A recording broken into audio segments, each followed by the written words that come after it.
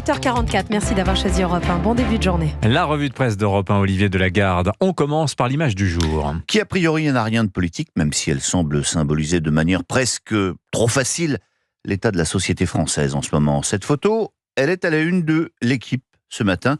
C'est celle de Kylian Mbappé, à terre, le visage en sang, le regard perdu, saisi pile au moment où il semble se rendre compte que le coup qu'il a reçu est plus grave que prévu.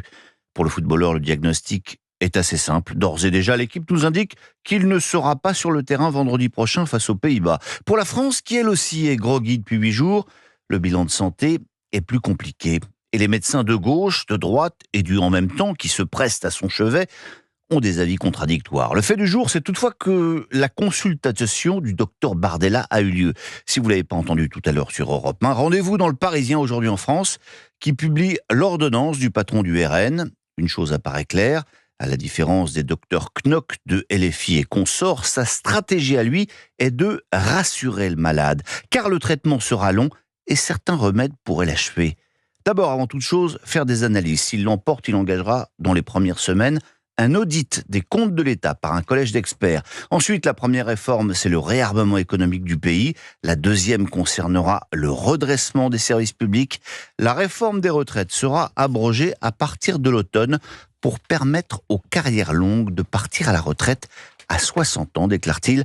Je n'entends pas brutaliser la démocratie, promet encore Bardella. Alors, ce discours peut-il être entendu ? Alors, le Malade France nous dira ce qu'il en pense le 30 juin, mais d'ores et déjà, Guillaume Tabar du Figaro souligne que ce projet a un atout. Au milieu du chaos, le RN apparaît aujourd'hui en pôle de stabilité. Dans le match à 3 qui se joue avec la gauche et les macronistes, le parti de Marine Le Pen a pour lui l'homogénéité de son socle, explique-t-il, face à la coalition Hollande-Poutou d'une part, face à l'énigme de ce que serait un bloc centriste de l'autre.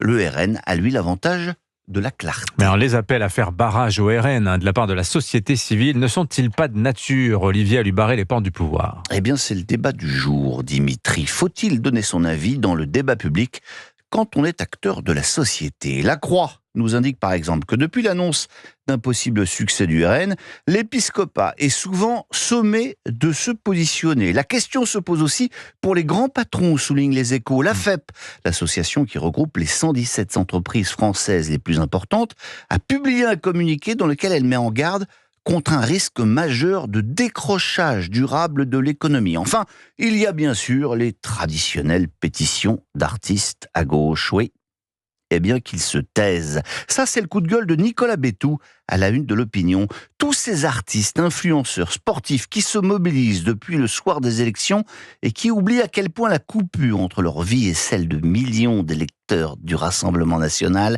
s'est élargie. L'époque n'est plus aux artistes engagés, conclut-il. Ils se sont tellement trompés. Et de manière assez singulière, Bétou reçoit un soutien inattendu.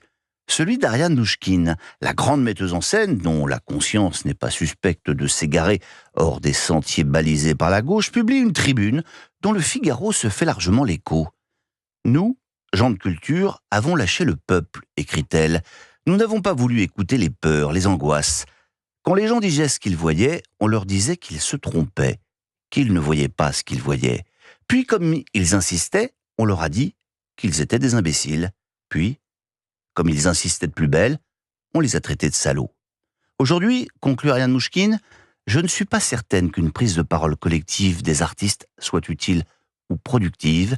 Une partie de nos citoyens en ont marre de nous, marre de notre impuissance, de nos peurs, de notre narcissisme et, conclut-elle, de notre sectarisme et de nos dénis.